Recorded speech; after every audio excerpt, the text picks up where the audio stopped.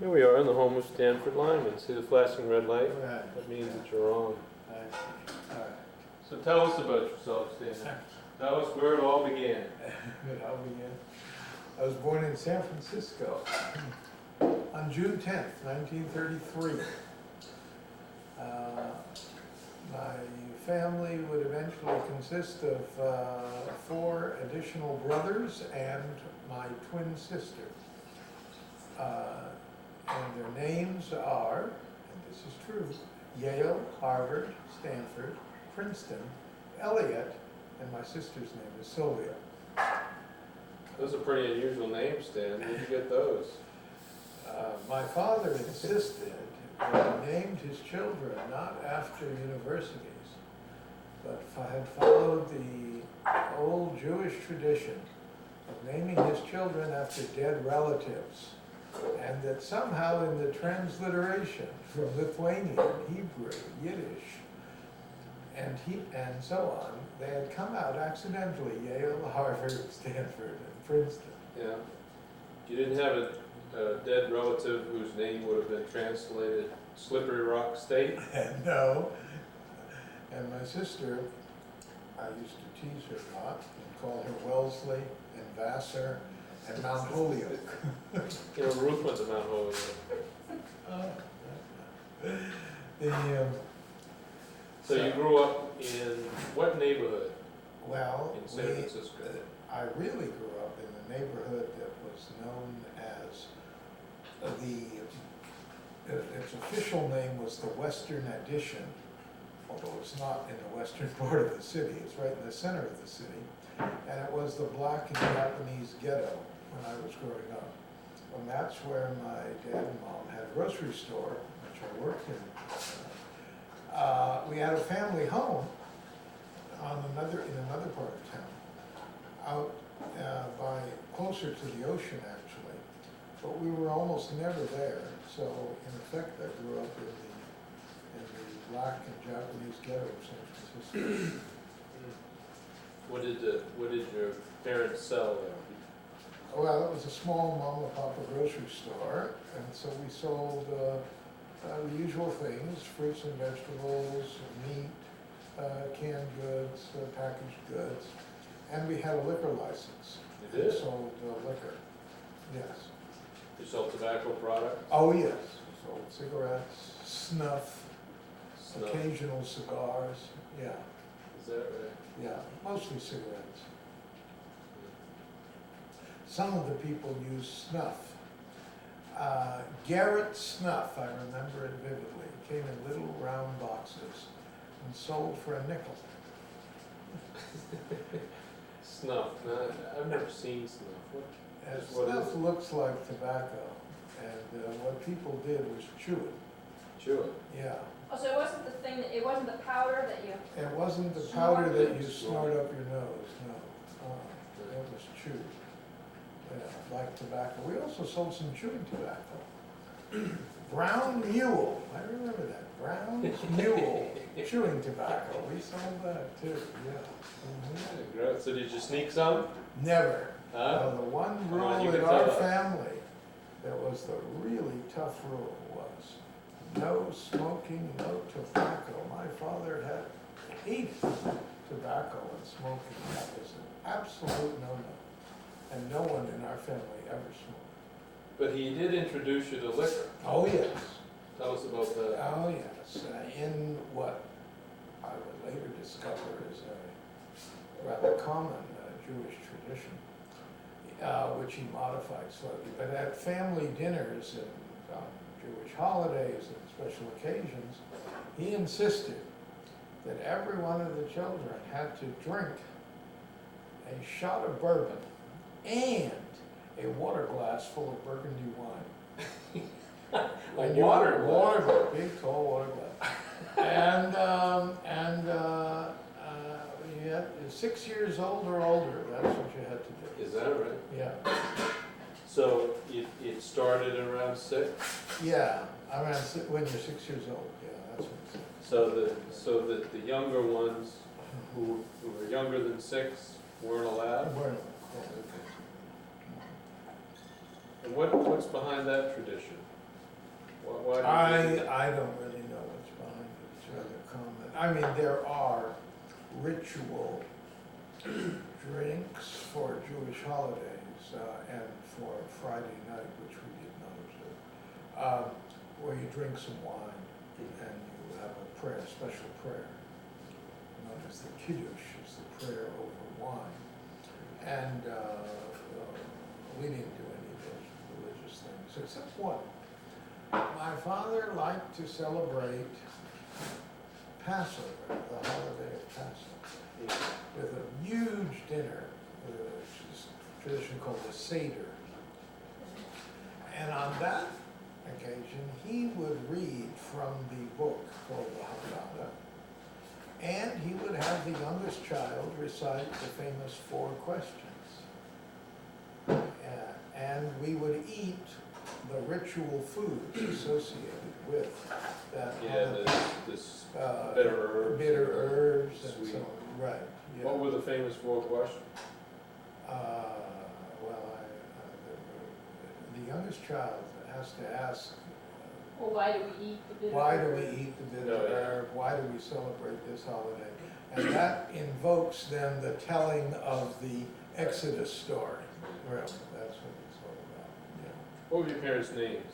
Arthur was my father's name, and Gertrude was my mother's Lyman. name. Lyman, which is a rather common Lithuanian Jewish name. It was not It's either extrapolated. Lyman, Lyman, Layman. It's the most common Jewish name in Lithuania. Is that right? Yeah. Like Smith? Yeah. Mm. What were the circumstances around their immigration? Well, we don't know too much about that. In fact, only recently did we find out that my dad actually arrived in America earlier than he told us. He had always told us he arrived in America around 1919. But my brother, who's in the State Department, was able to look into immigration files, and he found the actual ship's manifest that my father arrived on. And it turns out my dad arrived in America in 1911. We have no idea what he did in America between 1911 and 1920, when he arrived in San Francisco and rented a grocery store and sent for my mother, who we're not sure what date she had arrived in America, but it must have been around the same time. He met her in some kind of Jewish immigrant receiving station, and they became engaged, and he sent for my mother, and they were married and spent the rest of their lives in the grocery store. And they lived until when? Well, my mother died in 1948. I was only 15 when she died. And my father died in 1968. My father spoke 8 languages, though I have no idea how he learned them. But he could speak French, German, Spanish, Lithuanian, Hebrew, Yiddish, Georgian, and English. And I heard him speak all of these languages. Okay. He also knew Latin, much to my surprise, when I was taking Latin in high school. And I was translating Caesar's Gallic Wars. My dad looked over my shoulder, looked at it for a minute, and started reciting from memory in Latin. Wow. So I asked him, I said, Dad, do you know Latin? He said, yes. They beat us with a stick whenever we made a mistake, when he was in school. Yeah. Well, how extensive was the school? We don't know. We don't know how extensive he How old was. was he when he came here? Well, we're not sure about that, although we now believe his birth date was 1895, which would have made him only 16 when he got here, which seems a little bit odd, and we're not sure about this. He never would talk about Lithuania. We used to ask him, and he would say no. Lithuania, he would say, is between Germany and Russia. Both countries want to conquer it. It makes no difference who wins, because the first thing they want to do is kill all the Jews. So if you're a Jew in Lithuania, there's only one thing to do, get out. That's what I did, and I won't tell you anything else about it. That's what he always said whenever we asked him. Okay. You were ever able to make contact with extended family? Some aunts who, actually my dad had helped bring over, they were on my mother's side, yeah. And, and there were some cousins, yeah. Did they speak of Lithuanian? Never. The only thing that I remember my mother telling us was that she came from the village of Schwexner, which is the same village that Al Jolson came from. Al Jolson had come to America when he was only 2 years old, brought by his family. And he came from the village of Schwexner. Do you know that he lives, he was a child in the neighborhood where we live in DC. Really? He started out in a little club somewhere in How there. does that sound? Yeah. Dancing for dimes on the Dancing street with, corner. yeah, that was common for people who wanted to, and eventually broke into the They show thought he business. was just a Yeah. lazy bum. Yeah. He turned out to be Al Jolson. Yeah, my mother really loved to listen to Al Jolson. We had some Al Jolson records, Yeah. and my mother loved especially the song Sonny Boy. That was her favorite song. She used to sing it. Did you ever try and find that spot in Lithuania where they came from?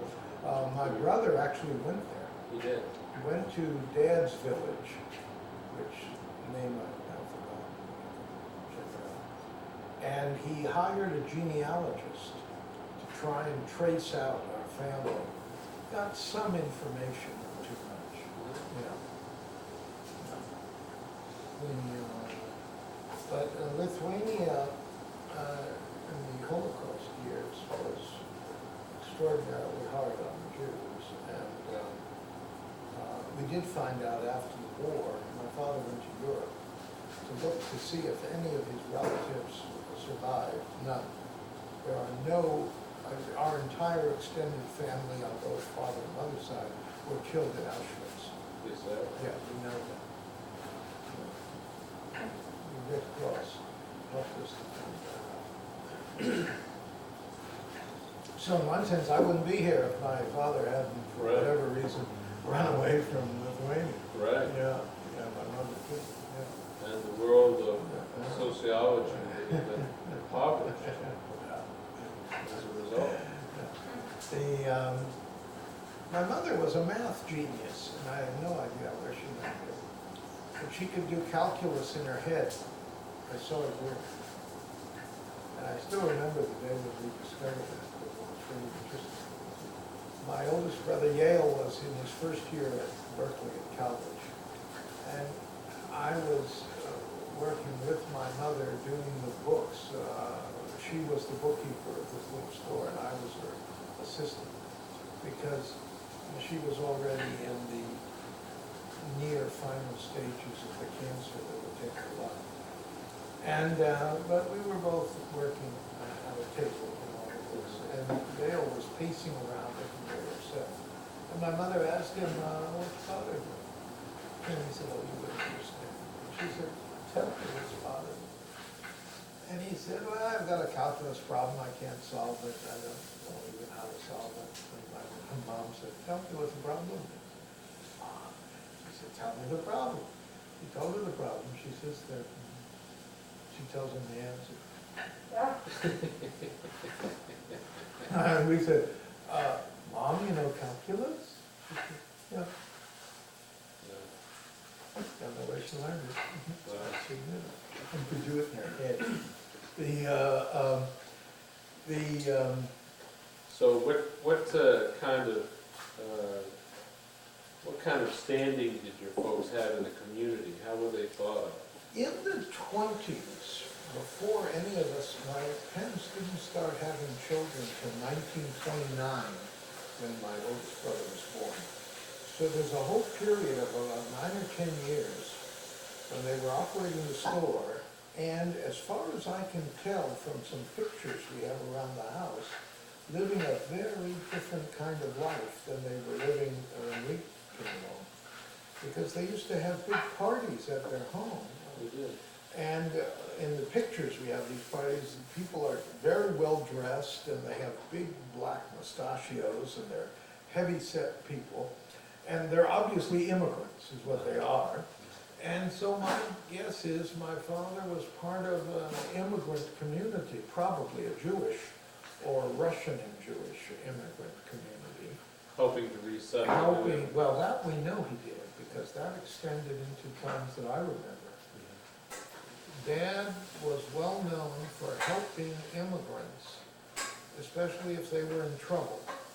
And the one instance, because the man never forgot us, was a Norwegian sailor who jumped ship in San Francisco Harbor and swam in and came on shore and wanted to stay. And he somehow made his way to my dad's store. I think it's because the word was out among immigrants. We know it was out in Vladivostok, Russia, that people were told when they were leaving on a ship from Vladivostok, if you get to San Francisco, go see Lyman, he'll help you. Yeah. And this Andy Lund, this Norwegian sailor, who was an illegal immigrant, he had jumped off the ship, he was a sailor on the ship, came to my dad, and my dad used his influence in the city hall to straighten him out, get him legalized. And he became a longshoreman and just a heavy worker, you know, laborer in Alaska. He would disappear up to Alaska and come back every 7 years. I still remember this. He would show up every 7 years with his full of money. He had saved all his wages. And he would take my father and mother out for 3 or 4 days, out to dinner and out to a nightclub or something. And then he would disappear off into Alaska again, and we'd not see him for another 7 years. But he always said, oh, I owe everything to your father, otherwise I would have been nothing. That was interesting. What kind of influence did your father have in City Hall? That I don't know, but one thing I can tell you, San Francisco in the 20s and 30s was, while it was a thriving city, it was in many ways a small town, in the sense that proprietorships, like the small grocery store, was an important business. People in City Hall knew who that was, you see. So my guess is he'd go down and talk to people. Yeah. And of course, he had licenses for all the things he did, you know, a liquor license and a meat selling license. So he was familiar with the City Hall, you know, how to get that. So that's my guess.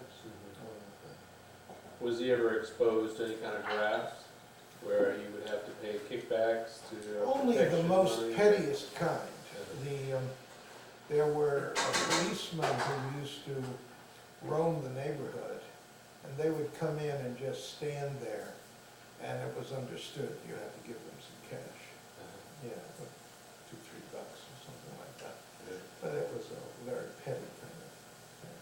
Yeah. Yeah, I remember because I protested about it to my dad once, and he said, no, give them the money, because then if you need them, they won't come unless you give them the money. Right. They were a local beat cop? Yeah. In fact, in the 40 years my dad was in business, he was held up and robbed 14 times, shot once in the leg, and my mother was stabbed once in the arm. None of the holdups were carried out by local black people. In fact, none of the holdups were carried out by black people, whether local or not. They were all by white people who were not in the neighborhood, who came into the neighborhood to rob it. One of them was even the local, not local, but the beer delivery man who we bought beer from, that came in one night and robbed with a gun. I thought it was so stupid, we knew who he was, you know. Yeah. So this was a black and Japanese neighborhood? Right. It had been, when my dad opened the store, 1920, it was the Russian immigrant neighborhood.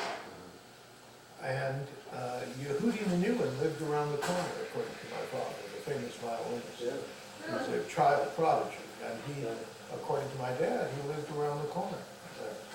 And by the 1930s, it had become the black and Japanese neighborhood.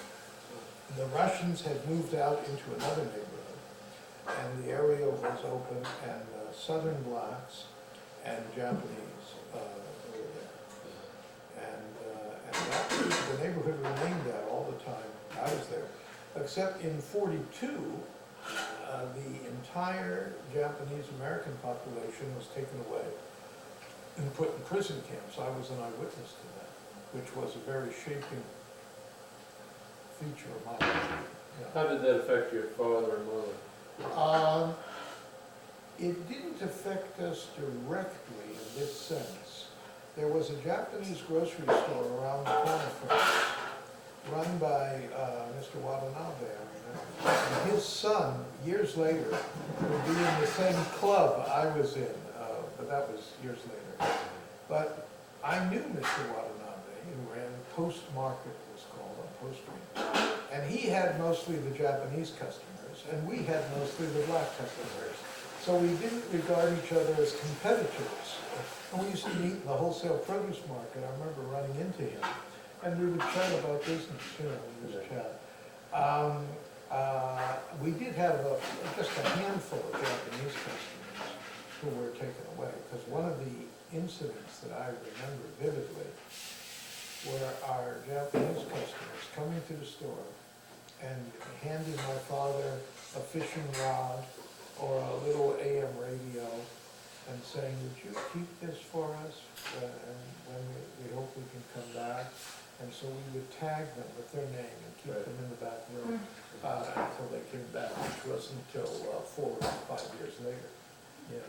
How old were you at that time? 9. I was born in '33, and then the removal order came, it was in '42. Actually, I wasn't yet 9, I was 8.5 years old. So tell us about how that impacted you. Well, I was outraged by it because people were running around saying, these are all spies and saboteurs. And I remember saying, no, they're not.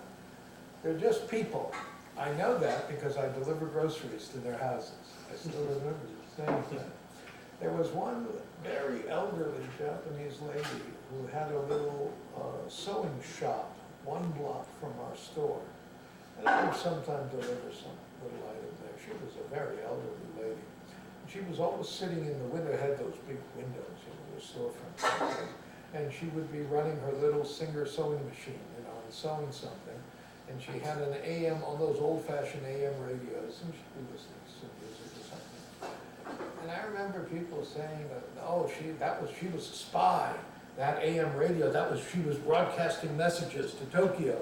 And I said, you people are nuts, that's crazy. It's a little old lady, and she's listening to music on the radio. I've been in, this is just crazy talk. So you learned that people were nuts. Yeah, well, I learned about racial prejudice. Right. Yeah.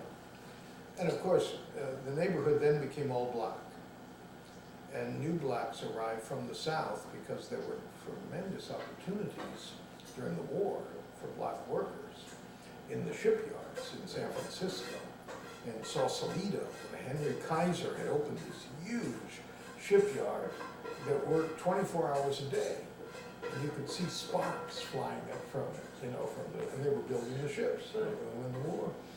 And black people were able to get good jobs, even though there was considerable prejudice. And Franklin D. Roosevelt issued an executive order against racial prejudice in that kind of work, but it wasn't very well enforced. But nevertheless, I know from our black customers, they were making very good money. You could work double time, you could work triple time, and you were encouraged to do so as a patriotic act. And we cashed people's checks every Friday night, so I could see what people were making, because I was, very early on, my mother put me at the front counter, insisting that I was the one who understood all these things. She did that out of a funny story. As soon as the war started, many items became very scarce. And one of the items that became extremely scarce was whiskey. especially the major brands, Old Granddad, Old Taylor, etc. And you just couldn't get them anymore. And in their place, they developed these horrible brands of whiskey, some of them made out of potato whiskey. And one of them, I still remember, was called Prince George. Prince George was sold by some liquor company, but it was clearly of a very inferior grade compared to the regular. Right. And so we had Prince George on the shelves. And my mother had always told me, watch out that nobody steals a fifth of Prince George, because it wasn't hard in a little store to reach across the counter, kept the liquor behind the counter, but you could grab one, you know. And if you ever sell, make sure you get the right price. You know. So my mother was in the back room having a cup of tea one day, and I was out in the store by myself, and I was 8 years old, I think. And in comes a guy, and he says, I want a fifth of Prince George. So I put it on the counter, and I know I'm supposed to get a lot of money for it. I don't know. So I said, that'll be $12, please. And without batting an eye, he gives me $12 and leaves. My mother comes out, she sees that the bottle. She said, did you sell a fifth of Prince George? I said, yes. How much did you get for it? And I said, gee, Mom, all I got was $12. And she just broke up laughing, called my father out. He got $12 for a fifth of Prince George, it's $4. He got 3 times the price. From now on, she said, you're on the front counter. That was probably a good job in the store. Yes, it was. It kept me from, although I had to do some of the heavy work, I had to do less of it because I was Right. on the front counter. Yeah, and the big phase, the next big phase was the criminal operation that we went into from 1942 to 1945. We operated our grocery store as a black market in You the, did? oh yes, we were criminals committing crimes every day of the week that were worth 10 years in jail and $10,000 fine each. What did you do? And I was in charge. You were the ringleader. I was the ringleader. I was the planner. I was the instrument. Well, what did you do? Well, you have to understand the background of this. The federal government created, at the start of the war, even a little before it, the Office of Price Administration, OPA. Very famous people worked there, like the economist, who's the very famous economist at Harvard. He got his Baldwin? start. Samuelson? No, Baldwin? Galbraith. Yeah. Galbraith worked in the, and guess who was in charge of the OPA? The sociologist Marshall Clenard. Yeah, and later wrote a book about it. Anyway, they established price controls, first time in America, price controls. And every single item that you sold in the grocery store, in a shoe store, in a clothing store, they had a price set by the government. And they sent you a notice. And you had to post in your stores. Again, if you didn't post it, you'd go to jail. You had to post the price list, the government price list. You also had to mark each item. Now this was, you see, now we're used to seeing every item is marked with a price on it. Right. That was never done before. The World War II is the beginning of unit price marking. It came out of Office of Price Administration. Every single unit, every can had to have a price on it, so we did it with a crayon. And if you sold anything for as much as 1 penny above the OPA price, it was 10 years in jail, $10,000 fine. Now they had to catch you doing it. So they created their own police force. They had their own administrative police force. And guess who joined it? Mostly communists. American communists loved the OPA, price control, socialism, you see. And you know who was one of their policemen? Jessica Mitford, the famous Jessica Is that Mitford, right? who just died recently. Yeah. She was such a zealous policeman for the OPA that she wanted to arrest people without the evidence, and they had to reprimand her and remind her there was a constitution in the United United States. She tells all this in her autobiography. Yeah, she was absolutely zealous. And in San Francisco is where she operated, Right. by the way. Well, in addition to instituting price control, the Office of Price Administration instituted rationing. And everything, all groceries, all meats,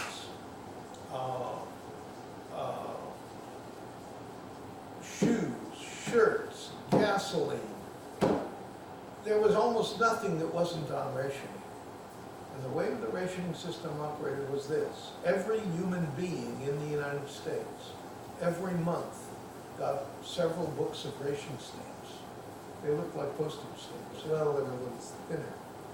And there were blue stamps for packaged and canned goods, red stamps for meat, gray stamps for gasoline, brown stamps for shoes, I remember that. You also got tokens that looked like pennies, except they were made of plastic. And they were either red or blue. And if they were red, they were for meat, and blue for packaged goods. And every item sold had to be sold not only for the correct amount of money, but for the correct amount of ration points.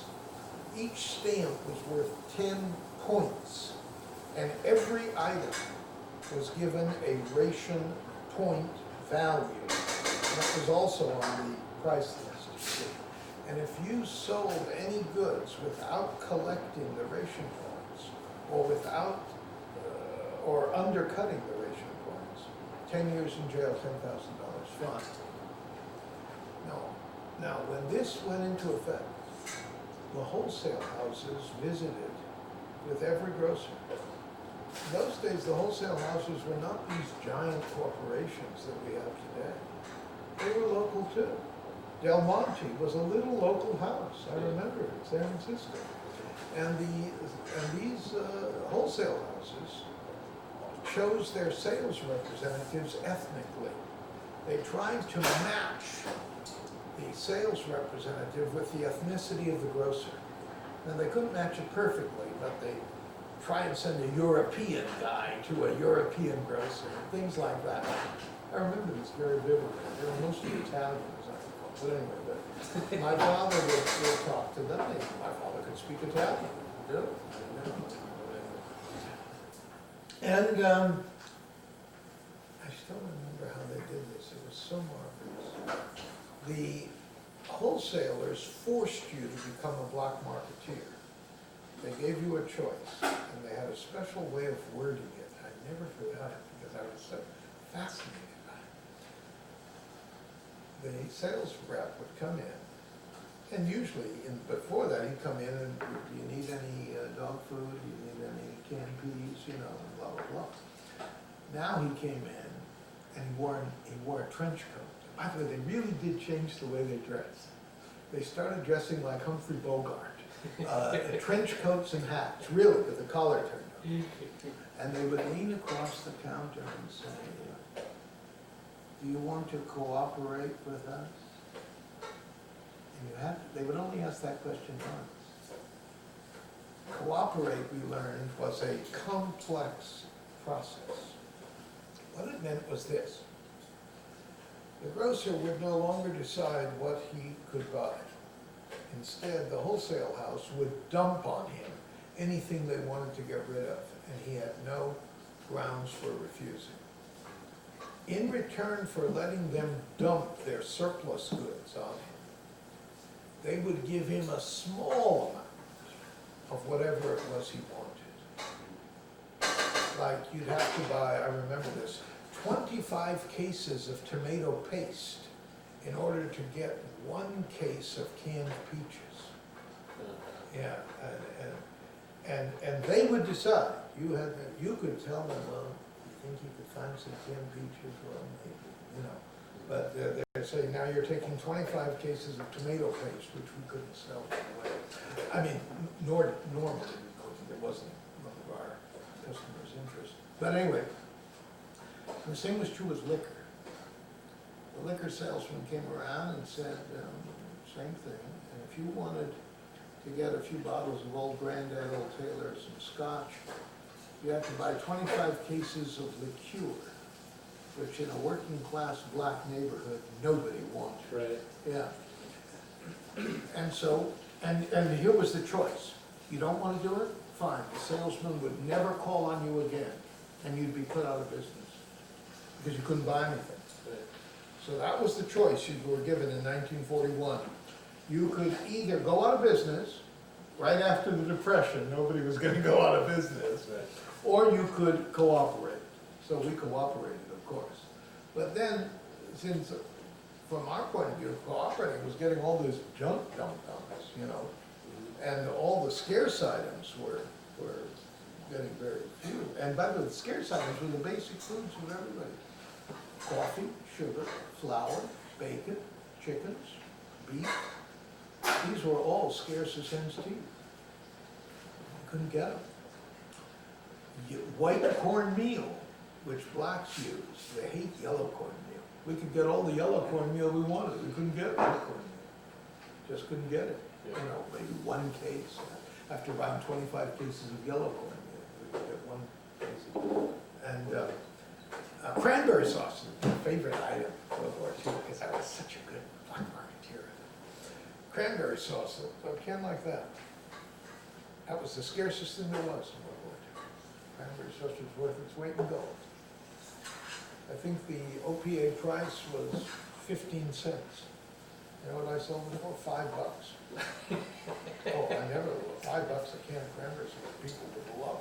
Is that right? So what we did, and I was kind of in charge, I evolved into being in charge. Nobody ever said I was, but it just evolved that way. My brother Harvey, who was a handyman, he was really handy with his hands. So he built a secret store in the back room of our grocery store out of orange crates, shelves. And on those shelves, we put all the scarce items. We never allowed a customer back there, ever. That was secret. On the shelves in the front of, the regular store, we put out all the items that had been dumped on us that nobody wanted. All correctly marked with the OPA price and the points.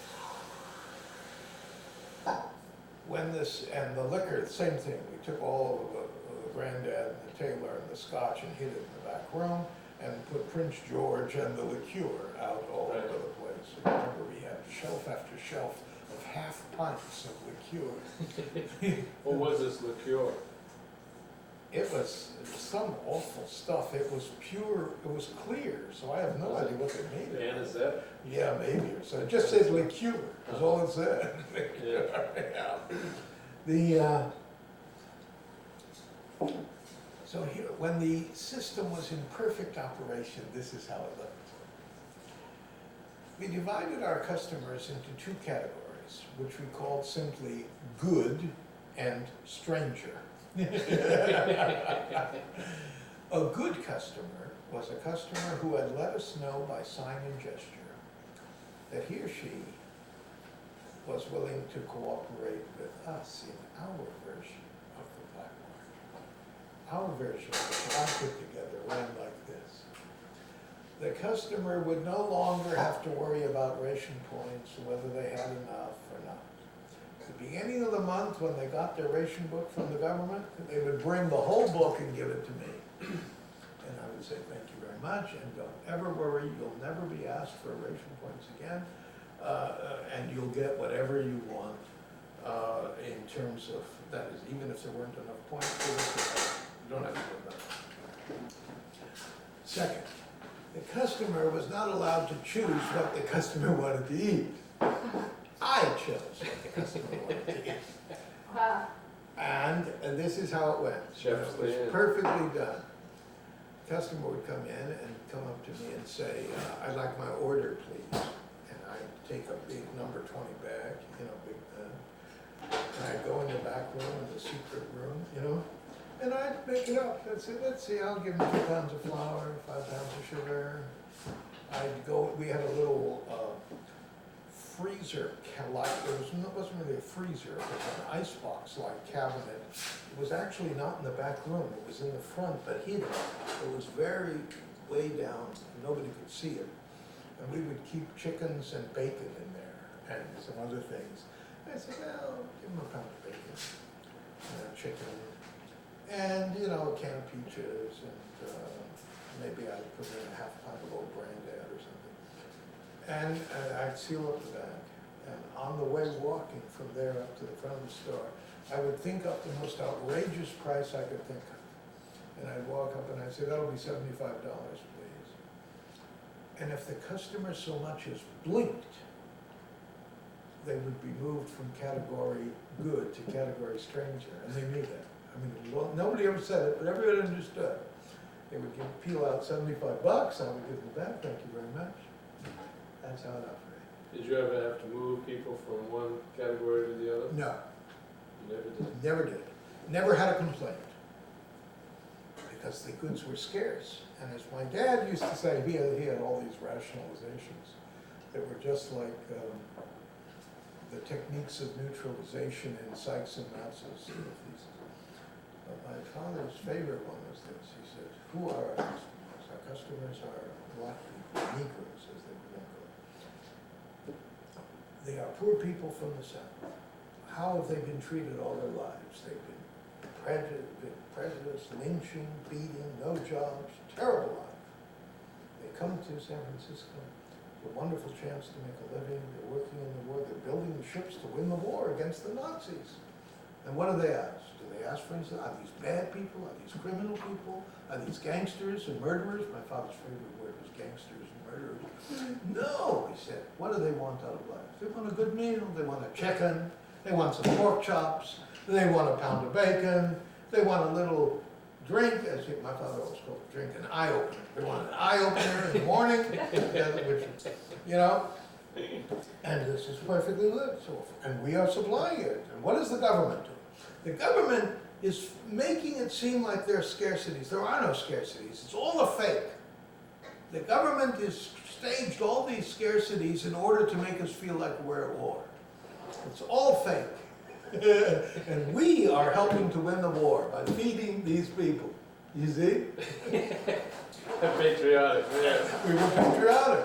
And they never complain. Why should they? They're getting everything wonderful. That's You right. see? They're never, they always have a good meal. They always have, and that's what they want, a nice good meal. Yeah.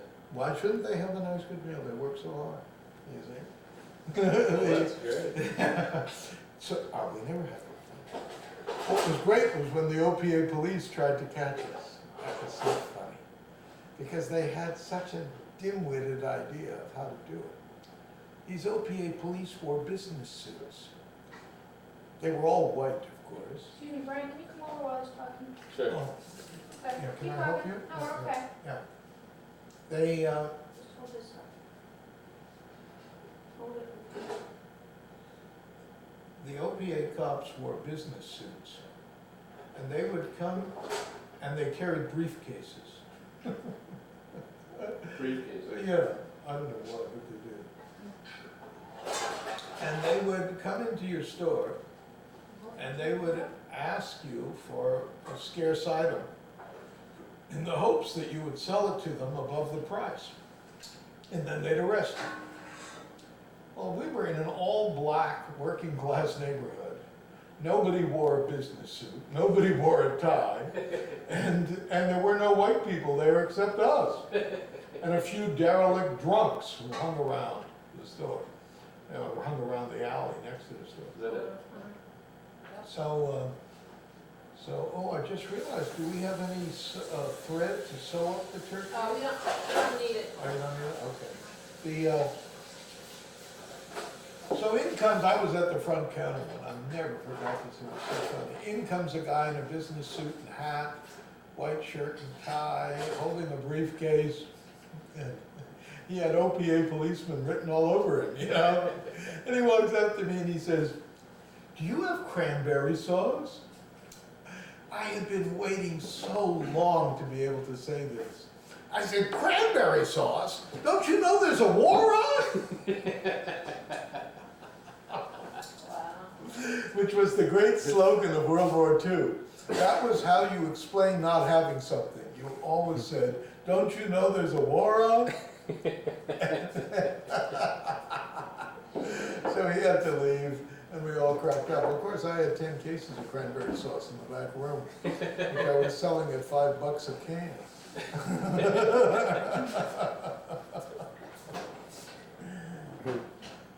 So, I must say, in the years 42 to 45, on the home front, as it was called in those days, there was a certain fun to it from my point of view as a kid.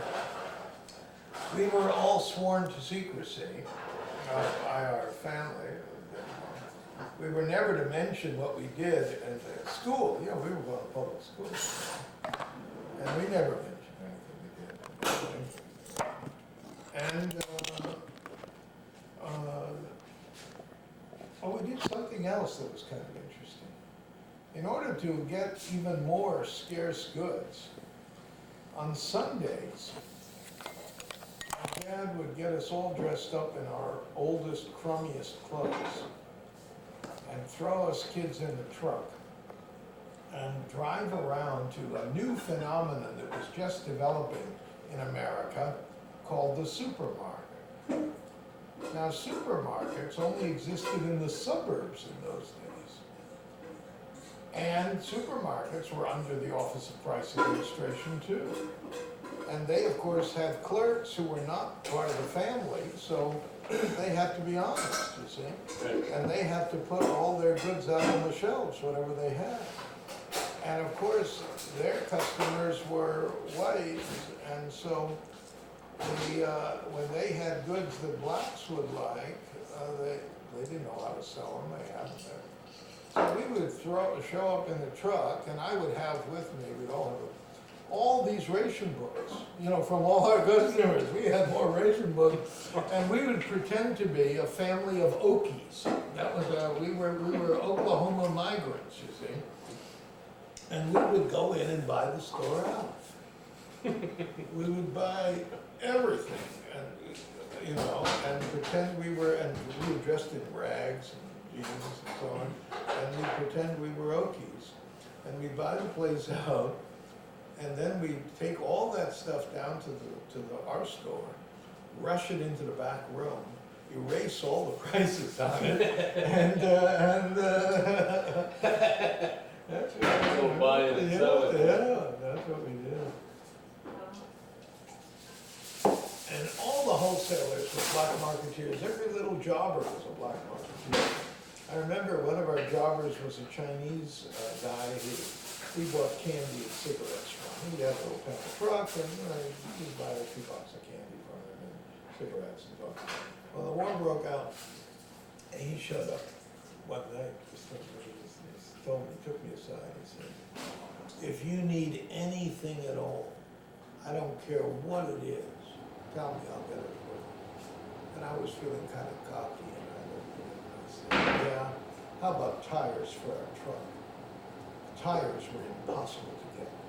The Japanese had captured Malaya, the source of rubber, and tires were just impossible. He said, "Be here at midnight tomorrow."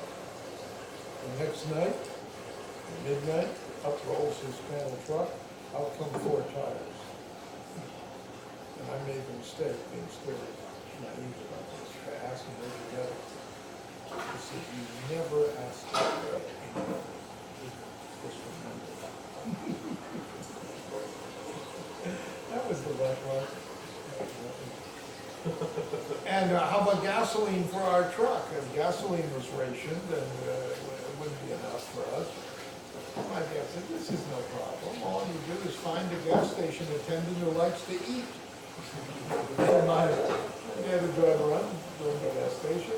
My dad was a good talker. He could talk up anything. He starts chatting up with the gas station attendant, and it must be hard for you, you know, you have this gas station and rationing and prices, you probably can't get the food you want, you know, chicken or beef or some bacon, you know.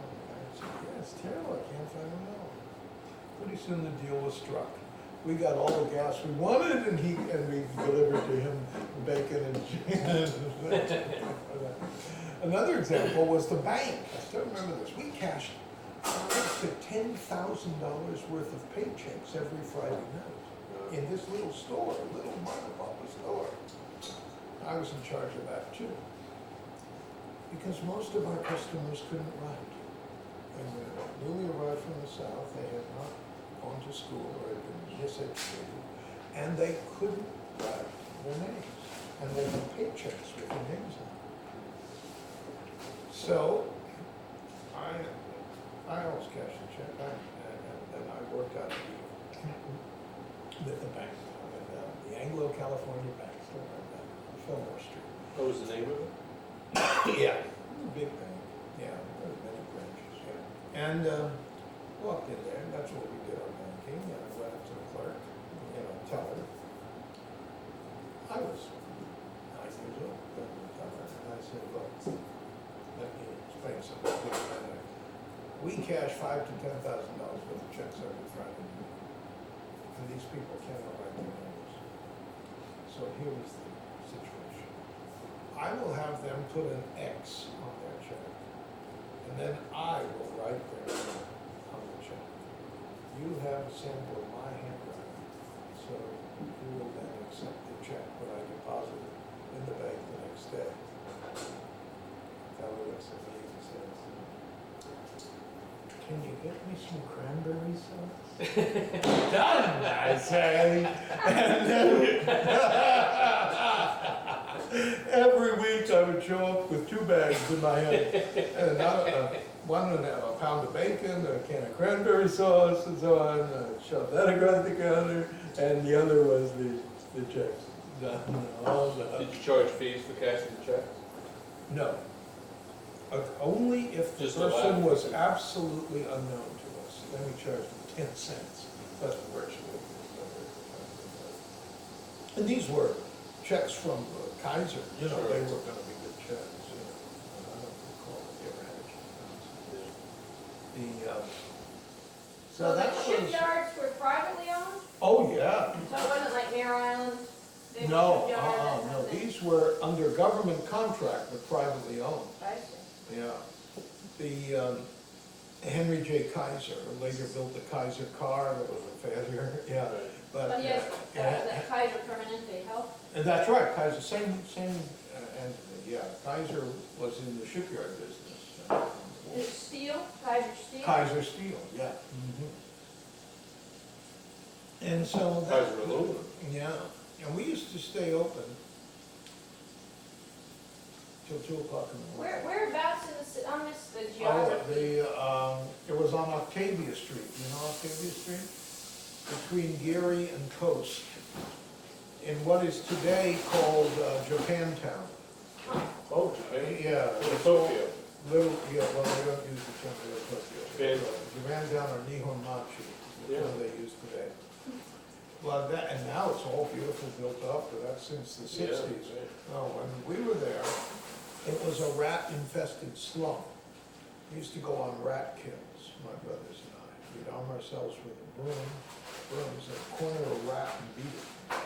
Really? These were big rats, too. Yeah. Yeah. No, it was a slum, a total slum. And, we used to stay open until 2 o'clock in the morning, because you could sell liquor till 2 o'clock in the morning. And there was a good markup on liquor. But then the government imposed a new law, said you couldn't sell liquor after 8 p.m. on weekdays, but you could sell it till 2 a.m. on Saturdays. So we started closing the store at 8 p.m. On weekdays, but on Saturdays we stayed till 2 a.m. And we opened at 7 a.m. in the morning. When we opened, there was always a line of customers waiting for us. These were people on their way to work. And what they wanted was an eye-opener, a half a pint of whiskey put in their hip pocket Yeah. to get them going. And my father said, yes, they need an eye-opener, get going. Of course, he understood, yeah. After every eye Going. opener. And another one on the way home, you know, Right. another half pint on the way home, yeah. That was pretty regular. So you learned most of what you know about race relations in that little story. I really learned an awful lot. I didn't think of it as learning at the time, but, you know, when I look back on it, oh, Yeah. yeah. Were there Hispanics, Mexicans around? No, the Mexicans lived further south, further south from San Francisco. There were some in the Mission District area of San Francisco, but that was far away. And, I mean, we never had contact with them. And I don't recall any Mexican children in the public schools. Yeah. In the public schools I went to, Now, the high schools in San Francisco at the time I went had open enrollment affairs.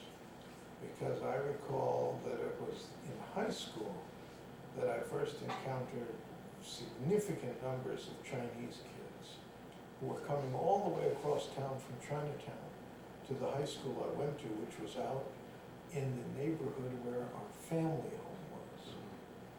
And there were a lot of Chinese kids there who I got to know very well. And, but they were coming from Chinatown, they lived in Chinatown, you see.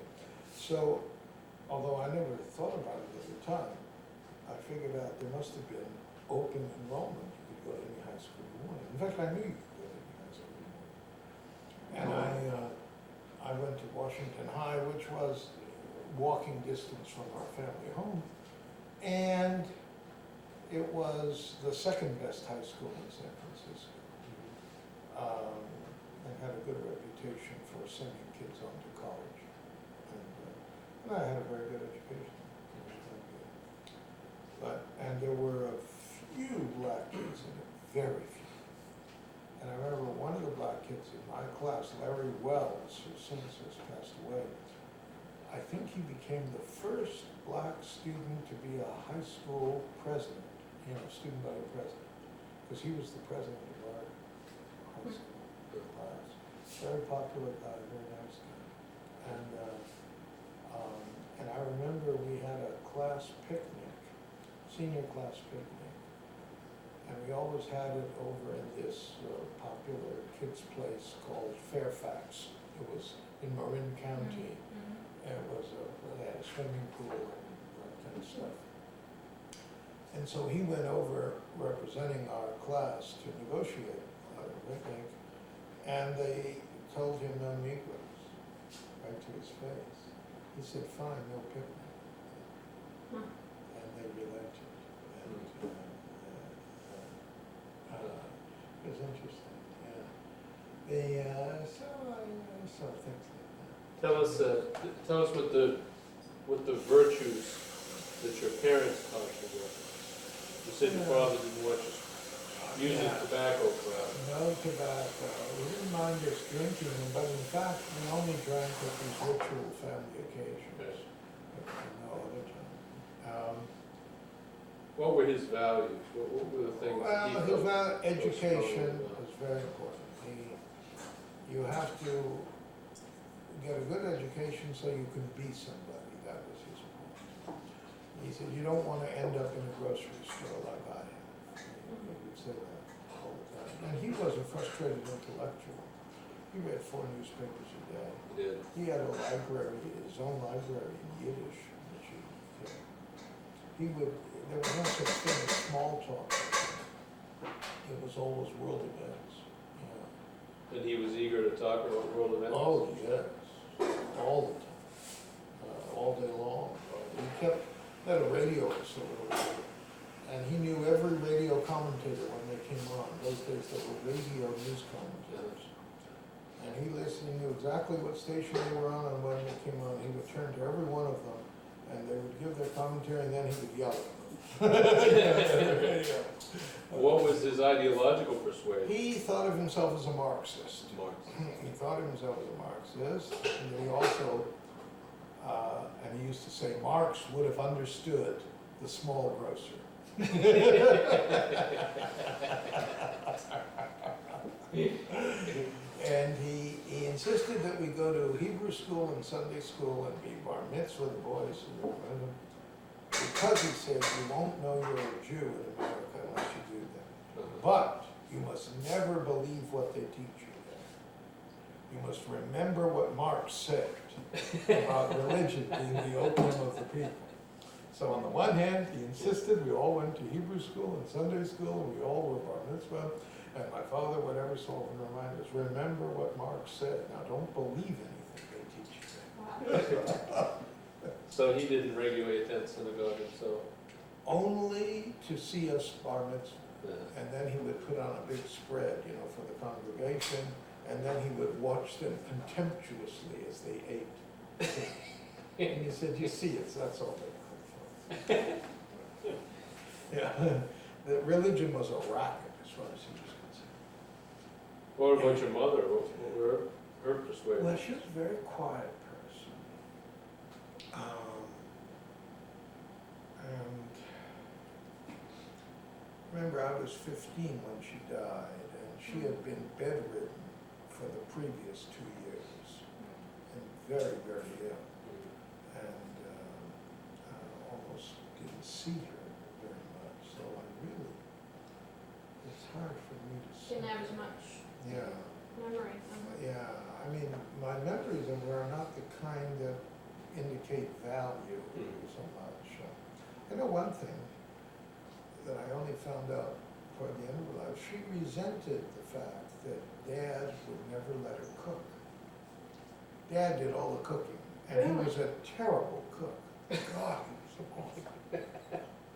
Just awful.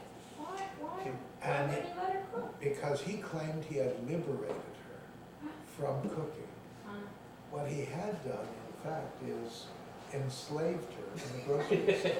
No, really, I mean, that's what he had done. Of course, not in his mind, but she was his worker partner.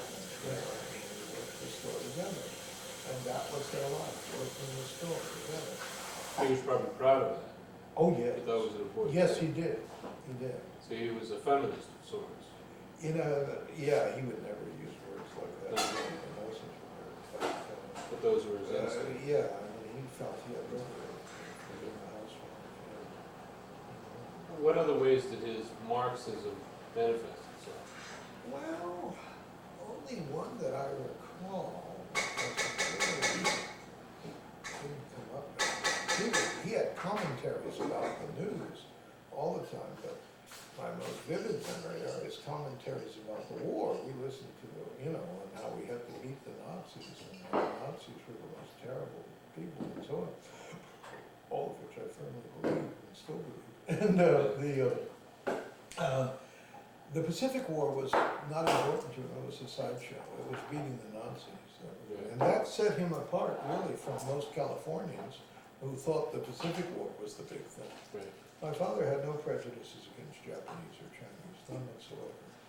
He did have some subtle prejudices against blacks, to be honest. They once in a while came out, you know, but very rarely.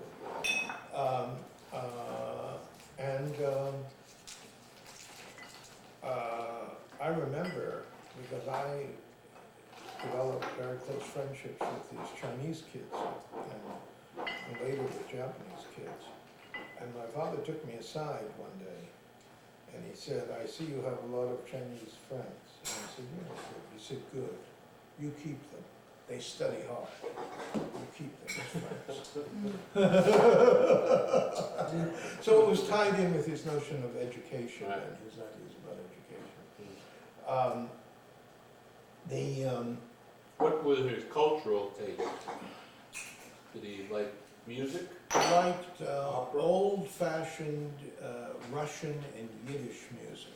Yeah, and he played the mandolin. He did. He had a mandolin. He played it well. He played it.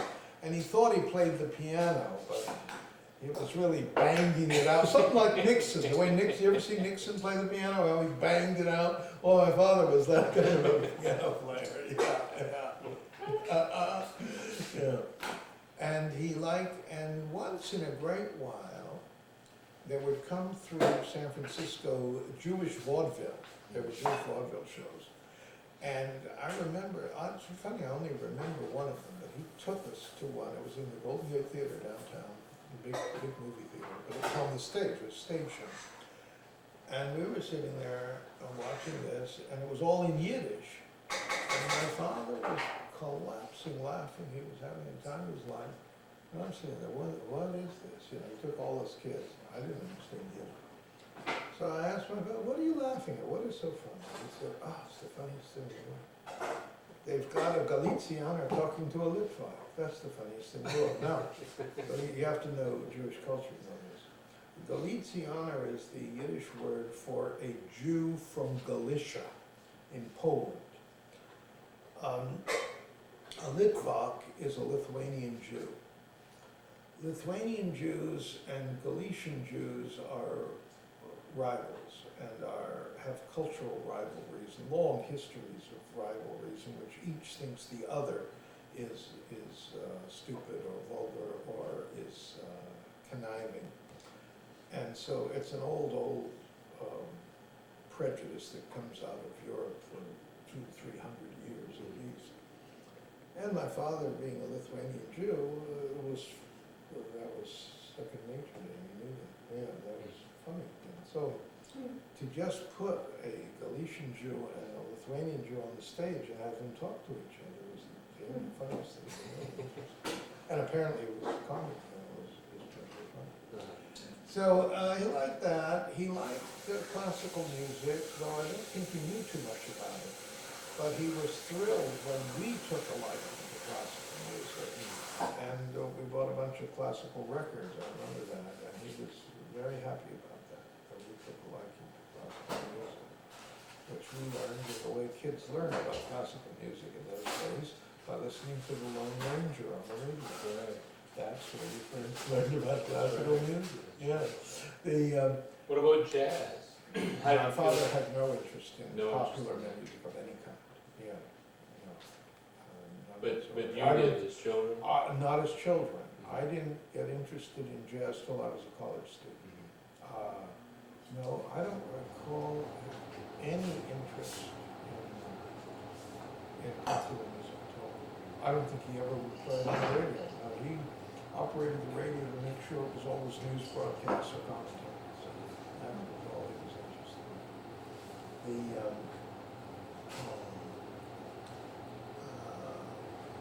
My mother would take every Thursday off in the afternoon, I remember this, when she was well enough to get around. And she would go with her sister, one of our aunts, to a Jewish movie theater. There was a movie theater that played Yiddish films. And she and her sister would go to the Yiddish movies. And I think that was her one little escape from things. That's although my mother did one thing, a very unusual thing with my sister and me once. I never forgot it. We must have been 11, almost 12 years old. The movie The Outlaw with Jane Russell and Jack Butel, which was considered a very controversial movie because of the way Jane Russell was dressed with this very low-cut dress that was all torn up. That was considered, they went to ban the movie and so on. And it was playing in downtown San Francisco, and my mother took my sister and I to see The Outlaw. I never forgot that, it was so funny. I don't know what she saw, she got a big kick out of that, I remember that. Was that the first movie you ever went to? No. We had a housekeeper.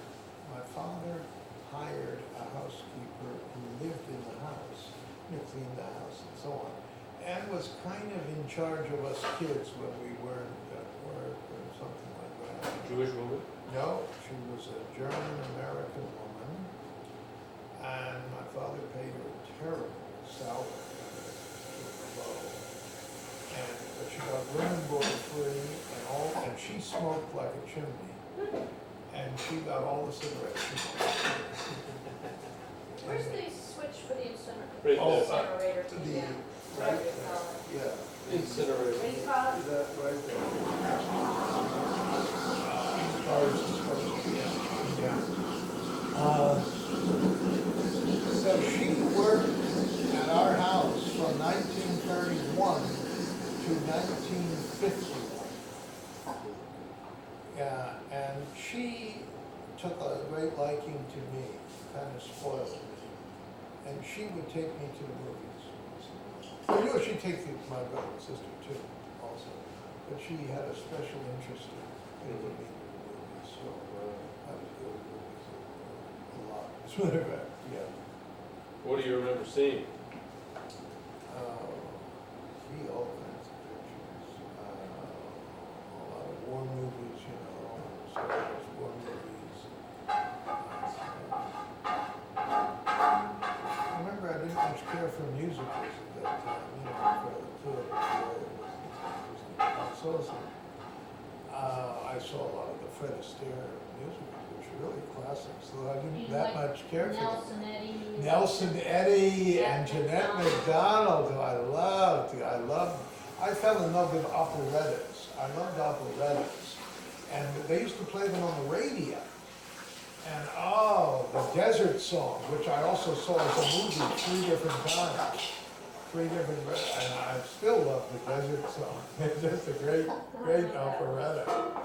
And I saw those. Yeah, I saw all kinds of movies, adventure pictures, and The Seahawk with Errol Flynn. I remember seeing that, and Tyrone Power and movies, and Humphrey Bogart, and yeah, I saw all the pictures that were popular. Uh-huh. I saw them. Yeah, and I saw Gone with the Wind. You know. Nuts, anybody? You did? Ooh, yeah. When did you see that? I think I saw it in 1939 or 1940. Yeah. How much more is Bartle, Jay? Oh, yeah. What's And the I think I'll put some, oh, thank you, yeah.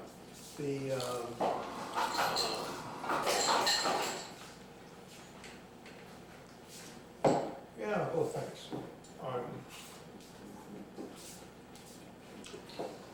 Anyway.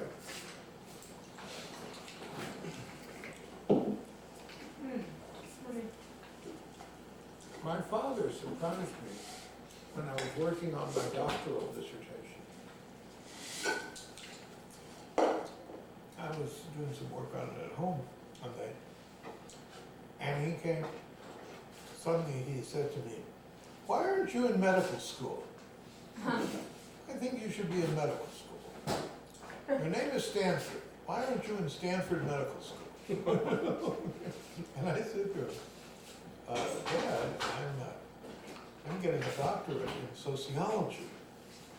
You wouldn't want me to be a medical student. Remember when I cut up a loin of pork in the store? How angry you used to get because I'd wreck it? You wouldn't want me to do that to people." But my father surprised me. He said, "Sociology," he said. "Why are you studying that terrible discipline? That's associated with Max Weber," which surprised me. And Max Weber would have been a Nazi if he had lived to the 30s. You know, that's an old myth about an iffy question. You know, about Weber, probably false, you know, really. But it just astonished me. My father knew anything about sociology, and well, he did. Just like that. Well, he was distinctive from Marx. Yeah, I'm sure it was too. He was a very difficult man. I make it sound like he was pleasant. He was a very difficult man. Life in the grocery store was not easy. So he wasn't a happy camper. Not at all. He rarely smiled. He buried in San Francisco, both your parents? That's a good story. In the last year of his life, 1967, my dad called me in. I was teaching see. Yeah, I was 67, I was still teaching at Sonoma State College, yeah.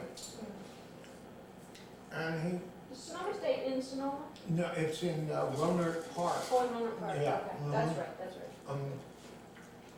Anyway, Was he out of the grocery by then? yeah. Well, what had happened was, my father remarried in 1951. He married an Israeli woman that he met when he went to Israel. It proved to be a very unhappy marriage and ended in divorce in 1959. And the divorce was a very, very messy, bad divorce, in which my father lost everything. He lost his home, he lost the family home, he lost the store, he lost everything. So at that point,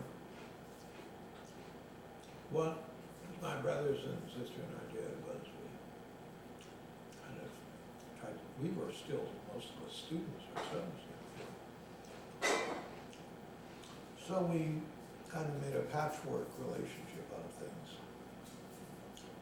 And we moved at his request into a senior citizens hotel in downtown San Francisco, which I had already inspected. I had come up with the idea of moving here because I knew he would hate an old people's home because he was a city person. He liked the city. And this was the perfect answer. It was right in the heart of downtown San Francisco. We're right near the St. Francis Hotel. You know. And you could come and go, you know, but they had a doctor on duty at all times. You know, and if anything went wrong, you know, they'd do that. So it was a perfect thing. So we moved him in there, and my brothers and sister and I paid for it. You know, we also got him Social Security. And so he called me in one day, and he said, I want you to arrange it so that when I die, my body is donated to the University of California Medical School for research. And he said, remember, your mother died of cancer, and I want to donate my body, maybe we can help in this. And I want you to arrange that. I said, if that's what you want, Dad, I'll arrange it. And I did. And as I was leaving that day, my father said something which I didn't realize the significance of until after he died. He said, I'm going to fix it so you don't have a funeral for me. I didn't pay any attention to that at the time. A year later, he died, and I was informed, and I immediately put into action the plans that had been made. And his body was given to the University of California Medical School. Then I called, and of course I had informed my brothers and sisters, and we were scattered all over the place. I was in Nevada at that time. Then I called the rabbi of the synagogue where we had gone to Sunday school. He was still alive and still working. And I said, well, our father passed away, and perhaps my brothers and sister and I could come to San Francisco and we could have a service for him. And the rabbi said, fine, where's the body? I said, there is no body. The body is donated to medical research. He said, then you can't have a service. It's a violation of Jewish law. And that's when I remembered, Dad was planning this. This was his final thumbing of his nose at religion. And I said, well, good for Dad, you know, he died the way he wanted to, you know. That's smart. Yeah. I said, well, good for him. He knew what he was doing. Yeah. Wow. So, how is that, to like, have someone die and you can't, like, have no body? Yeah. How is it? How was it? Well, I would think that would be hard. I would want to see something or touch something. I did. It was We okay. had been through that with our mother. She died in the hospital, Yeah. 2 a.m. in the morning, September. Did your dad die suddenly or? Yes, You did. yeah. He all of his organs collapsed. Mm. Well, the truth is, he was an alcoholic in the Mm. last years He of was. his life, yeah. He had suffered too many After the terrible divorce, huh? things, even before. Mm. When our mother died, you know, that really crushed him. It did. And then when Yale, the oldest son, died, Oh, I bet. Right, that that's killer. really, that was the end for him. He just went to pieces after that. He really did. 1956, he never recovered at all from that. That was his favorite son, the firstborn son. Mhm. He never recovered Your mother died in 48? from that. 48. Yale died in 56, and Dad died in 68. Do you think that contributed to the divorce in 59? No, something else contributed to the divorce. The marriage should have never been. The marriage was done in a totally irrational way. We went to Europe and Israel in 51. And in Israel, and it turned out he was planning this, he was really looking for a substitute for our mother, you know. And he was, and I realized he must have been a lonely man, you know. Sure. And These dishes are clean, aren't they? Aren't these clean? I Oh, no, don't they think aren't. so, no, we can, Okay, Yeah. never mind. So anyway, the woman he married was a survivor of the concentration camps. And she was suffering from survivor guilt, which in her case meant that she felt a very strong obligation to her family that had also survived and were in Israel. So the deal she made with my father, which he just totally irrationally succumbed to, was that he would take over the support of her family. And he promised, he told her things that weren't true. I know this because yeah, you gotta be careful I on did that. that too. There. Yeah, Just hit one button. yeah, you gotta be Oh. careful, you see. Yeah. He had told her that though he had 6 children, there would be no financial obligation. That he didn't have any financial obligation to his children. And that of course, if she married him, she would have no obligation of any kind to his children. Mhm. And that we had all been set up with trust funds that would support us for the rest of our lives. All of this was absolutely false. He made it all up. Mm. But of course, she believed it, because she wanted to believe it, you know. And so they got married. And she then proceeded to milk him for every penny he had, including money that actually belonged to us. Is that right? And my father was hopeless putty. And Sit over there. Get away. Oh, I'm sorry. Sorry. No, sit over there. what's the matter? Well, I had away the camera. Oh, the I see, camera. I've Move over. long forgotten that the camera was Just move on. over with Yeah. it. So, what had happened was,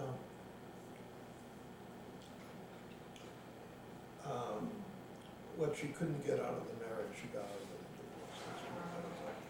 And so, I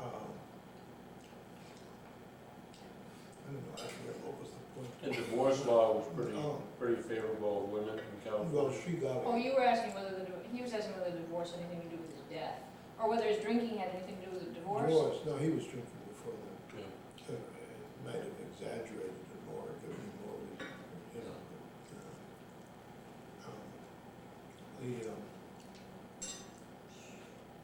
She dead now? Or did you lose touch I don't with know, her? I lost touch with her after Never mind, you see her. Morris. No, she was never friendly to anybody, she was rather cold.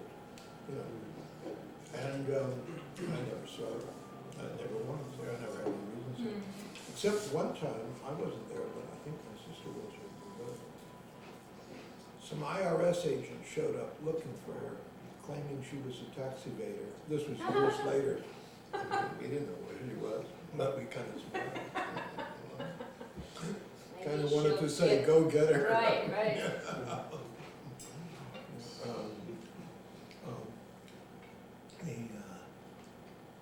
So, that was, that's kind of a sad immigrant story. I mean, you know, Yeah. we come over and it was really, when I look back on it, kind of a frustrated intellectual, you know, Yeah. it was. He must have been so proud of you all though. Yeah, he was, I mean, never much said it, but, yeah. Because we came out pretty good. Yeah, you I did. mean, 3 PhDs, 4 Right. MAs. His intellect lived on Yeah, through you. yeah, yeah. The,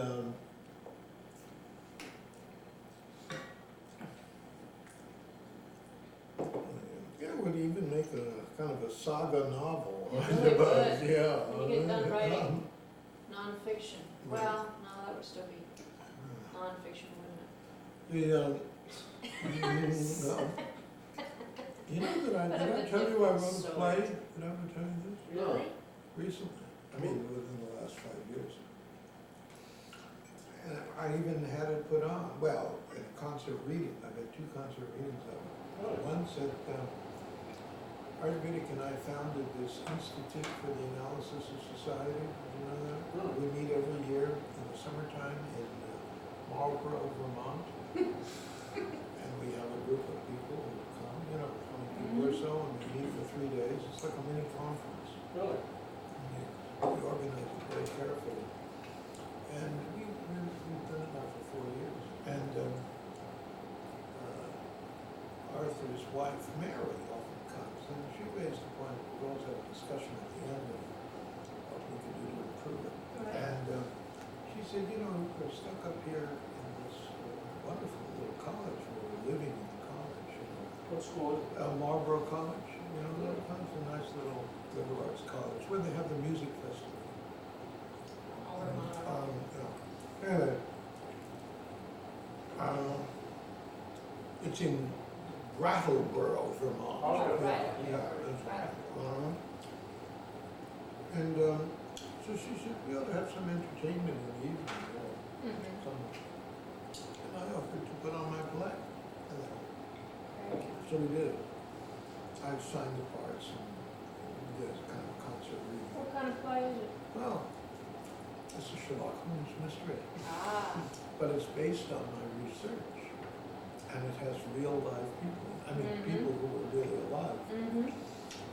And it's great fun. Yeah, I did some research, I think. Yeah, you were doing that in New York. You know, the Cuban research, that's what it's based on. Oh, Uh, I worked on it. Yeah, well, I made a play out of it. Have I told you about that? Yeah. Oh, it You doesn't. started working on that years ago, Cuban. didn't you? Well, the play I wrote, I was here. I wrote it back then. I've been thinking about writing it. I was thinking about writing a novel. And then this friend of mine, Ron Klein, a lawyer, was doing some amateur acting in a little theater out in California. And I went to see him in the plays. I was so taken by it all. I said, gee, this would make a better play than it would a novel. And a play would be a little bit easier for me to write. So I wrote it as a play. And I'm really kind of happy with it. I took What's it called? The Palm of Death. ooh, And cool. it goes like this. It's a fun thing. You know, whenever you write a Sherlock Holmes, I look into this. There are rules about how to write what's called a Sherlock Holmes pastiche. You have to establish that the manuscript is by John Watson, because Watson wrote Right, all of this. that's right. So you have to find a way of having discovered an hitherto unknown Watson manuscript, you see. And it's part of the rules if you're gonna do a Sherlock Holmes. So I did that. You have discovered Watson. I created, see, this play has some interesting stage things. It begins, with a prologue, which takes place now in modern times.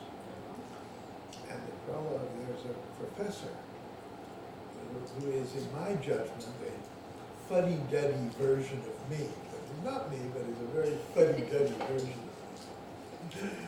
And he is, his name is Rex Lyman. Oh, Rex. Rex, right. And he's an anthropology professor who is specially studying these two anthropologists of the 19th century, Stuart Cullen and Frank Hamilton Cushing. And you'll see, it'll unfold why. And he has a female student assistant who is a raging feminist. Alter egos around. Right, yeah.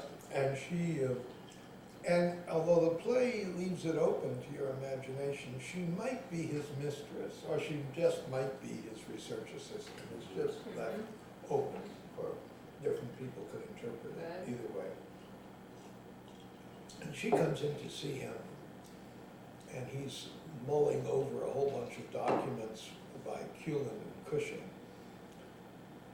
And she starts berating him for wasting time with this old, forgotten stuff written by, as she puts it, dead white European males. Right. Dwems, as she calls them. Yeah. And he responds by saying, you'd have to call them dwams, dead white American males. I put a little humor in my But she tells him that all of that stuff could be reconceptualized in feminist theory as nothing but patriarchalism. That's all it is. And it should be just deconstructed and done away with. And he says, thank you, I hear enough of that in my seminar.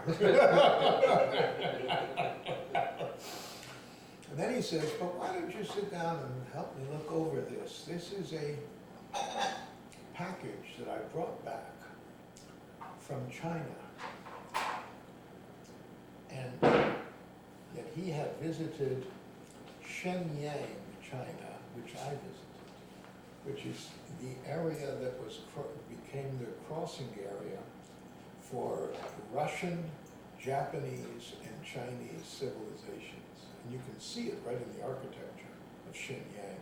Shenyang is the city that used to be called Mukden. In the old history books, it was Mukden. And I had actually lectured there. So I have him lecturing there on Cullen and Cushing. And an elderly Chinese man shoves this package into his hands and tells him to read it. And he's one of the few people who will understand it. And the man hurries away. So this is the package. So they open the package, astonished to see that this is a document by John H. Watson, MD, that opens with the phrase, the contents of this must not be read for many years, because the matters in it turn on international relations of the most delicate kind.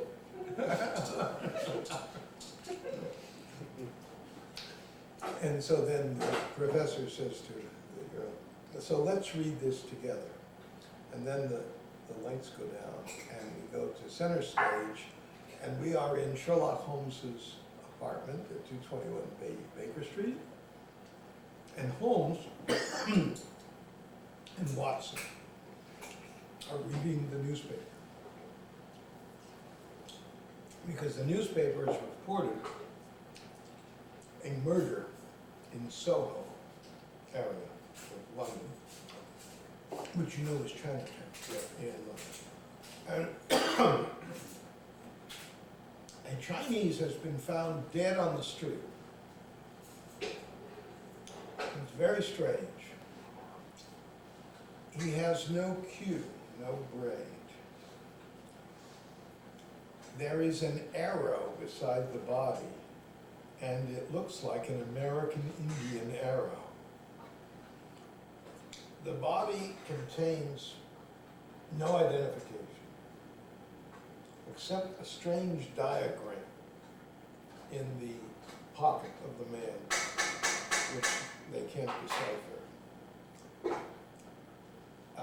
And the method of dying is that the man was hit with a blow on the chest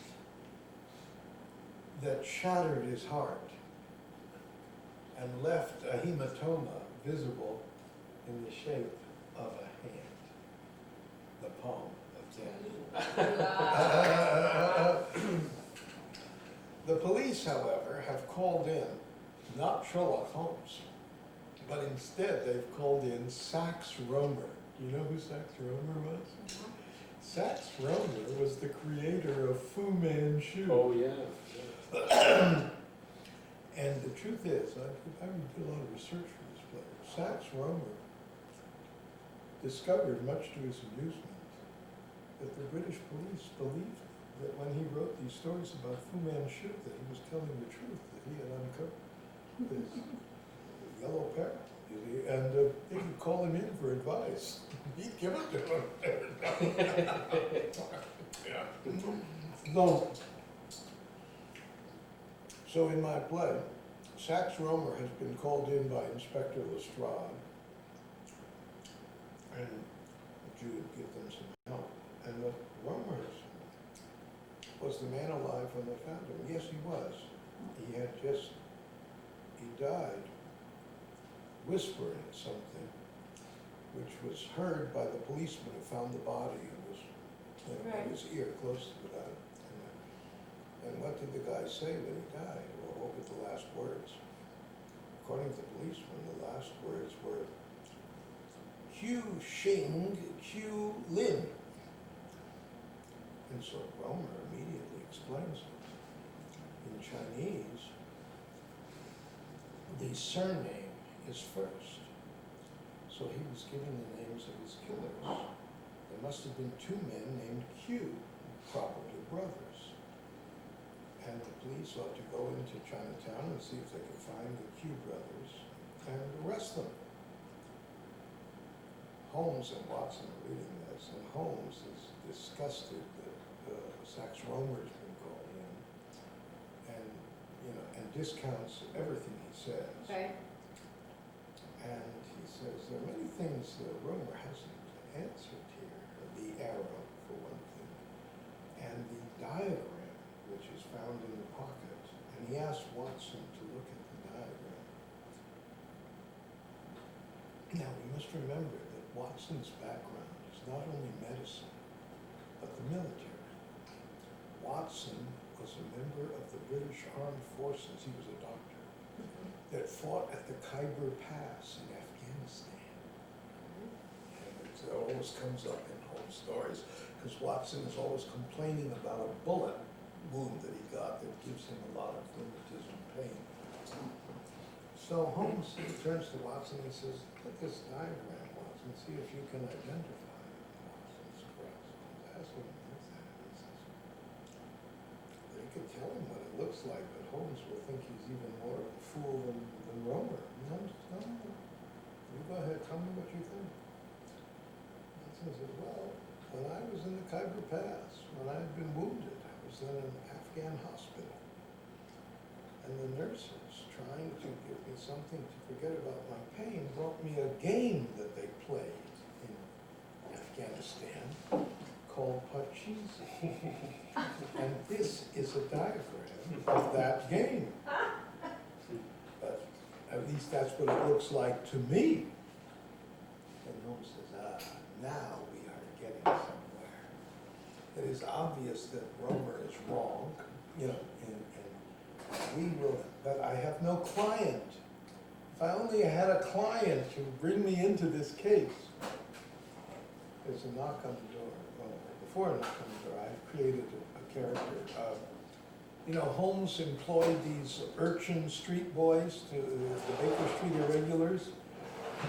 So I have one of these, so partly to handle some logistical problems and partly for comic relief.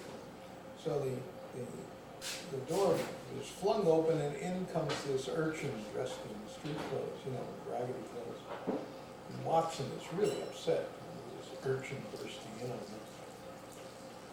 And Holmes said, no, this is Jack, my boy.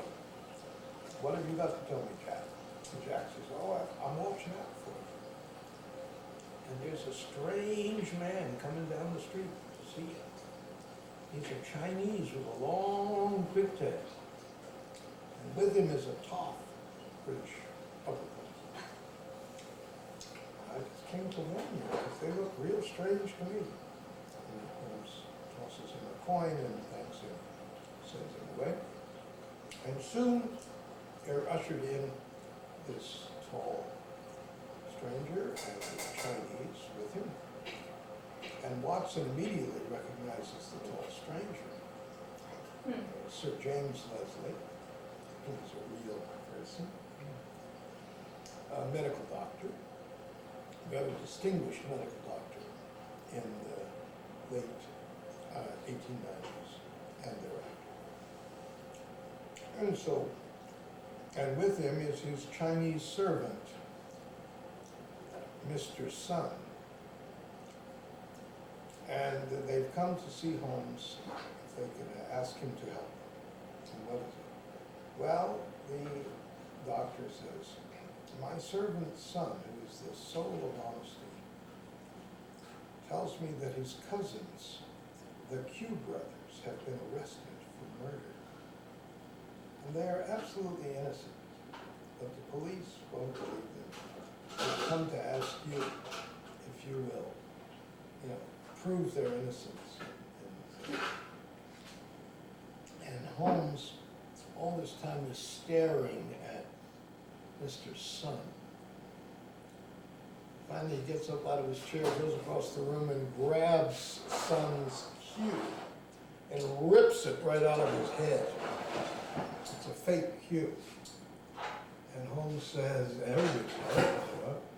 and Holmes says, do you not recognize another medical doctor in this room, Watson? Then Holmes bows very deeply and says, Dr. Sun Yat-sen, I believe, late of Canton Medical College, founder of the Tung Men Hui, a secret society devoted to overthrowing the Chinese government. So, by the way, this really happened, and not with Holmes, but this doctor hid Sun Yat-sen in his home in England. So the son says, well, we are undone, we'll have to tell him the truth. The truth is this, that the doctor is one of the secret supporters of the anti-Manchu revolution, which he was. And that Sun is overseas with some of his people, raising money for the revolution, and that the Chinese Imperial Police know that Sun is overseas and have sent someone to kill him, and that the Q brothers are members of his secret band, but that the man who was killed is also a member of their secret band, and went into America and was bringing them vital information that would be of use to them, and which they have not received. And the Q brothers couldn't have killed him because the Q brothers were with Sun at a secret meeting of their secret society, waiting for this courier to arrive. Sun begs Holmes not to reveal.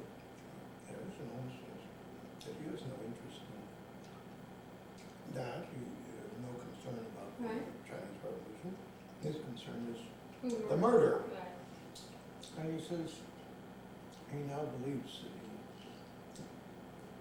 has the beginnings of an understanding of this, but he asks son if he recognizes the diagram.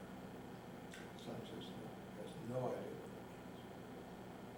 And then asks son about the method of killing. He said, according to the newspaper, the man died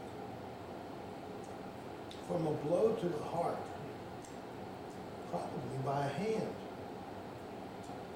so strong that it would shatter the heart and leave a hematoma bruise. Is such a thing possible? With your knowledge of Chinese medicine, you should tell, and son said it's quite possible. And it is a method of killing known to Chinese martial artsmen. It takes years of practice, but when one is truly adept, one can shatter on heart or other organs with a single blow. And Holmes thanks him, and then Holmes says, do the Q brothers know the Chinese martial arts? And son says, no, they do not. They're peasants, and they really do not have that knowledge. He tells son and the doctor he will take the case, and he will get back to him. Well, Watson is still in the bathroom, what's going on, but Holmes said, no, Watson, you have given me the clue. It's your identification of the diagram. He said, now we must make an appointment. He calls Jack back, this little urchin, Right. and he gives him 2 areas to run. One is to go to the opera, Covent Garden, and buy 2 tickets to the opera, L'Oracolo by Leone. Is then to go to the British Museum and find Sir Edward Burnett Tyler, England's leading anthropologist, and request an audience for Sherlock Holmes with him, and Holmes writes out a note requesting, and off goes Jack on these 2 errands. What are you doing? What is it? The next morning, they're at Sir Edward Burnett Tyler's, and Holmes and Watson come in, and Burnett Tyler, who's the father of English anthropology, pleased to see them, but he can't understand why they would want to see him. And he said, oh, you might be able to help us in the solution of a murder. Well, I'd just like to ask you, could you look at this diagram and see if you recognize it? And Tyler, of course I recognize it. This is the basis of one of my greatest works. On Asiatic lot games in America. Lot games. Throwing of lots, yeah. He said, it's through this that I have proven the Asiatic origin of American Indians. You see, this is the game Pachisi, which is played in Afghanistan, and which was brought by ancient Asiatics into America, and which became the game Patoli, played by the Mexican Indians today. This is the irrefutable proof that I have established, and I alone have established, the Asiatic origin of American Indians. And he says, well, tell me, is your hypothesis in any way challenged? It's not a hypothesis, it's fact. But yes, there is one person. But of course, he has no students, he has no followers, he's totally wrong. It's the American Robert Stewart Hewlin, who has the fool idea that the migration went the other way, that Patoli is the ancestral game and Pachisi the descendant. And he's published paper after paper and book after book trying to show that I'm wrong. Of course, he's totally wrong.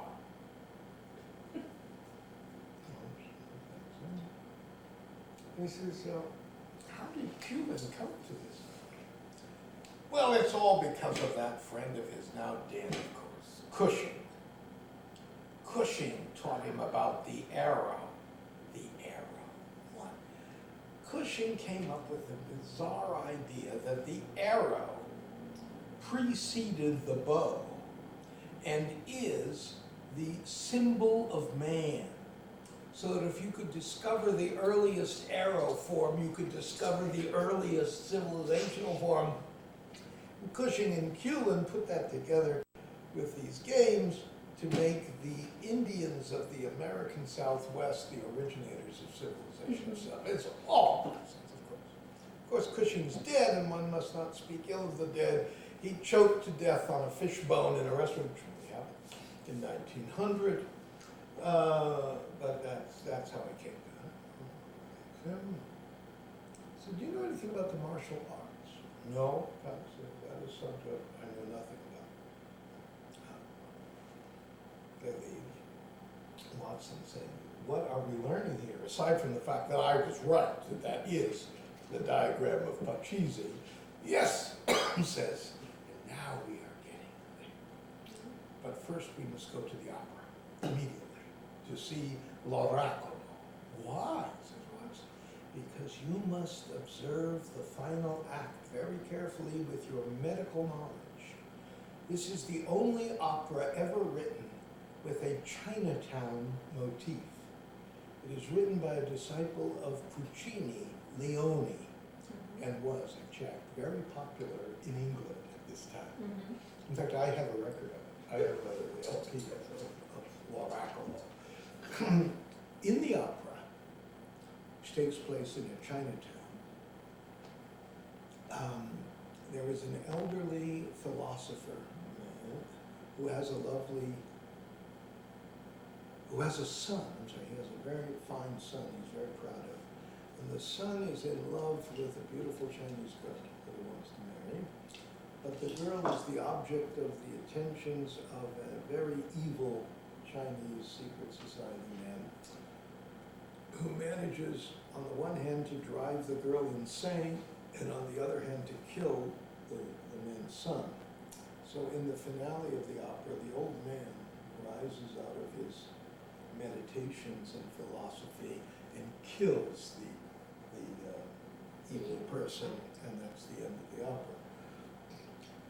And Holmes tells Watson, I want you to observe the method of killing in the final act with your medical knowledge. Well, what we have in our play is they've just seen the opera, and they're now backstage talking with the actor who played the part, and Canadian, not he's Mr. Ippolitari, an Italian singer or opera singer. And Holmes introduces himself and Watson and says that we've come to ask you a very interesting thing. You've changed the method of killing in the opera from the original libretto. Yes, we did. Because we felt it was wrong. This man is a philosopher. He would not, as the original libretto had it, kill his enemy with a hatchet. That would be vulgar. He would have known kung fu and would have dispatched him in that way. So, and I noticed that you used a special method, a single blow to the heart. Yes, we learned that. We didn't know how to do it, so we had to ask for expert advice. Oh, says Holmes, where did you get the expert advice? Well, Ippolitano says, well, you notice that we used a number of Chinese extras in the big scenes. Right. They don't sing, of course, they're just there for color. And, Holmes says, was by any chance the Q brothers a member of the chorus? And he said, well, as a matter of fact, they were, yes. In fact, it was from them that I obtained this. I asked them if they could teach me something of the martial arts or could give me the name of someone who could. Right. They told me they couldn't themselves, but they had a cousin who worked as a servant in a doctor's house, and perhaps he would be able to give them the information. They would ask their cousin, Mr. Sun, to see if, and Mr. Sun sent back a message through them to Bolitano, suggesting that they go to the Chinese embassy and request an expert in wushu, which is the aristocratic version of the martial arts, to come and teach them. So we did. And Madame Ching taught us. Madame Ching, a woman, oh yes. In China, the martial arts can be practiced as much by a woman as by a man.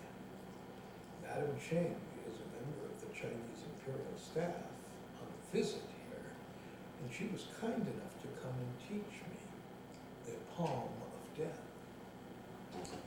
Oh, Ms. Holmes, did any of the Q brothers or any of the other Chinese watch while she was teaching? No. He says, you know, that was very strange. She warned me about them. She said that there were people abroad in England who were members of Chinese secret societies trying to overthrow the Chinese government, and that I should be very wary of these people. She refused to show me the martial art unless it was just her and me in a secluded area. And Watson says, well, did she kill someone to show you? No, of course not. What she did was take a box, a wooden box, filled with porcelain, and hit it once. And then we open the box, and all the porcelain is smashed to pieces. Thus, I learned this method, which of course I only was able to illustrate when I killed the character in the opera. Oh, I said, well, thank you very much. It's very interesting. And then Watson says, Mr. Sun has been lying to us. This is very, very serious. Holmes says, wait. We have one more visit. We must go to America. We must talk to Robert Stewart Kuehl. So the next scene is several weeks later. They've arrived in Brooklyn, New York, at the Brooklyn Museum. They're ushered into Robert Stewart Kuehl's office, and they've already sent him a letter telling him what they want to know. And Kuehl reads them and sits down, and they show him a picture of the dead Chinese man. He says, I recognize him. He was here. He called on me several months ago, told me he was very interested in my researches on the Chinese, and asked me for copies of my articles, which I was very happy to give him. I, of course, recognized who he really was, though he was trying to hide it. It was obvious to me that he was a member of a Chinese secret society seeking to overthrow the Chinese government. I could tell because his Q was fake. And then Kuehl reveals that he is the first ethnographer in Chinatown, that he's very familiar with what goes on in Chinatown, all of which is true, and that he had written an essay on Chinese secret societies planning to overthrow all of which is true. And Holmes says, well, he's dead, you know, and Holmes says, well, and Kuehl says, that's very sad. He must have died in the service of his cause. Unfortunate. And Holmes said, did anyone else ever call on you? Well, yes. A few weeks later, I was visited by a very distinguished member of the aristocracy of China, Madame Ching, on her way to the London embassy. She also showed great interest in my work and asked me for copies of my articles, which I was happy to give her, as well as inquiring very carefully about Cushing's work. Cushing, you know, is the inventor of reproductive archaeology. That is, he could fashion an Indian arrow that was so much like the original that no one could tell the difference. She asked me if I could give her a Cushing arrow, and though I am reluctant to give these over because she was a member of the aristocracy, I did give her a Cushing arrow, which she took with her, and which she told me would now